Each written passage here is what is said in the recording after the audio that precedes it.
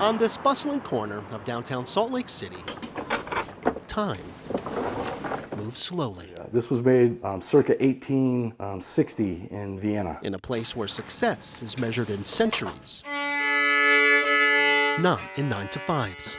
But I think we could get a little more sizzle As Dan Prier begins another day without shrill or harsh sound. keeping the past alive. And it should just be ripping your face off with sound and color. Keeping the memory alive.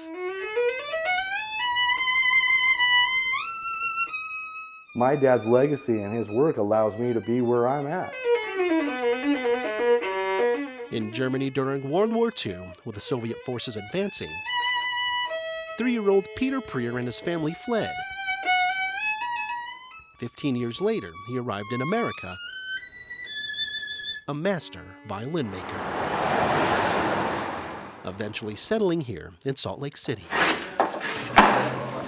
And for the better part of the last century, he went to work, repairing old violins. This is a Niccolo Galliano, I want to say 1760. And teaching the future of luthiers.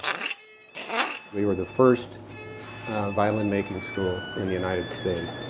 And we're the only one west of the Mississippi. Charles Wolfe is a former student of the master. He eventually ended up opening it just on his own without assistance. In the school that Peter built, Something like 90% of our graduates are working in the profession. Charles is now director. He had this vision, and it wasn't an easy vision to bring to realization. He did a lot of work to start the school. So Chung Shu Leon, graduate of the school.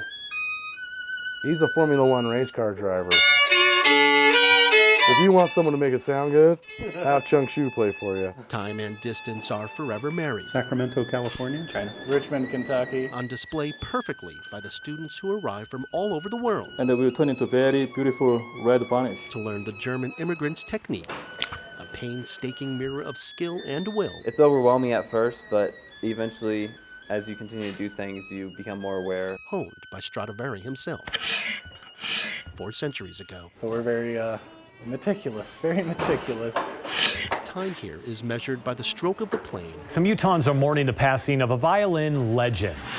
and that's why the last few months have felt so long. Master violin maker Peter Prier died yesterday. He was 73 years old. Now, In his last year or two, he had a heart attack and another stroke.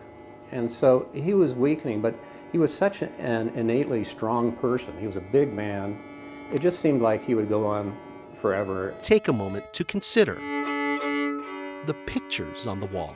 For all of us here, I think we all share a similar vision to continue that legacy. The people trained and sent out into the world because of one man's passion You can just see them blossom, and it's just so great to see them go out into the world and be successful. to spread this art. When you fly into Salt Lake, you see on the advertisement, "Welcome to Salt Lake City," you see the Tabernacle Choir, the Salt Lake Temple, and a big violin. And in some part, I feel my dad's part of that. A message that is still alive and well and timeless in the hands of these few in the heart of Salt Lake City. Alex Cabrero, KSL 5 News.